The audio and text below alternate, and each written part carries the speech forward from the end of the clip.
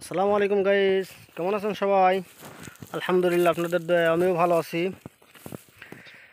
হ্যাঁ গাইস, আজকে আপনাদের দেখাবো আমরা ফলের বাগান কিভাবে পরিষ্কার করি এবং ইউরোপের দেশগুলোতে ফলের বাগানে কিভাবে পরিচর্যা করা হয়।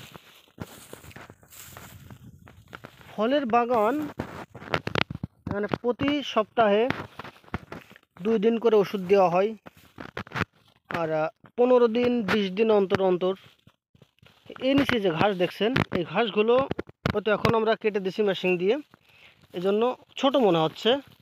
আসলে এই ঘাসগুলো একজন মানুষের সমান উঁচু। আমাদের বাংলাদেশের যে একটা ঘাস আছে, যেটা আমরা বলা হয় কাশবন, কাশবনের মতো এরকম এই ঘাসগুলো। এই যে দেখুন, অনেকটা উঁচু, আমার থেকে উঁচু ঘাস। এগুলো কাইটে পরিষ্কার করা লাগে। আর এর ভিতরে অনেক জাতের ফল আছে। যখন যে ফলটা পাকে, এখানে এই ফলের বাগানে অবশ্যই আমরা কাজ করি না। আমাদের কাজ অন্য কাজ, আমরা কনস্ট্রাকশন লাইনের জাতীয় কাজ। ইনশাল্লাহ আপনাদের আমি দেখাবো এ টু জেড, ওটাই আমরা যে কাজ করি সেটা দেখাবো। এখানে ফলের বাগানে কাজ করে অধিকাংশ মহিলা মানুষ। ফলের বাগানে যদি 40 জন মানুষ কাজ করে, সেখানে আপনার 35 জন মহিলা মানুষ। এমনও বাগান আছে সেখানে কোনো পুরুষ মানুষ নাই। ফল সংগ্রহ করা থেকে জুস বানায় বাজারজাত পর্যন্ত এখানে যা আছে সবই মহিলা মানুষ। এই মহিলা মানুষের কাজ হলো এই ফলের বাগানে। আর পুরুষ মানুষের কাজ হলো বাইরে বিল্ডিং কনস্ট্রাকশন, রোডের কাজ, আপনার ভিতরে যে সমস্ত কাজ আছে, এই ফলের বাগান বলেন, মার্কেটের কাজ বলেন, এখানে কোনো মার্কেটে পুরুষ মানুষ পাবেন না। মার্কেটে অবশ্য ভিডিও করতে দেয় না। আমি চেষ্টা করব যে ভিডিও করতে পারলে ইনশাল্লাহ আপনাদের দেখাবো। খুব সুন্দর পরিবেশে মার্কেট পরিচর্যা করতেছে, কোনো পুরুষ মানুষ নাই। তবে এখানে কোনো একজন মানুষ বসে নাই। হোক সে 70 বছর বয়সী মুরব্বী, হোক সে 10 বছরের শিশু। স্কুল করে আইসে কত খেতে কাজ করবে। ক্ষেত বলতে এখানে ক্ষেতের কাজের ভিতরে শুধু ফলের বাগানে মানুষ হাত দিয়ে কাজ করে।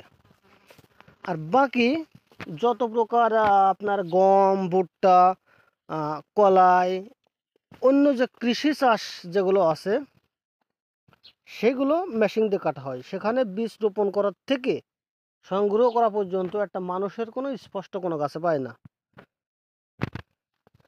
এই যে আমাদের ঘাস কাটা মেশিন, এটা হলো ঘাস কাটা মেশিন। এটা আপনার ট্রাক্টরের সাথে অন্য একটা কেমিক্যাল মিক্সড করে কাজ করতে হয়। আর এই যে দড়িটা দেখা যায়, এই দড়িটা সেট করতে হয় মাথায়, মেশিনের মাথায়। আচ্ছা, যাই হোক, একদিন খুলে সব কিছু দেখাবো এ টু জেড। তো এই যে ফলের বাগানের যে কাজগুলা, এগুলো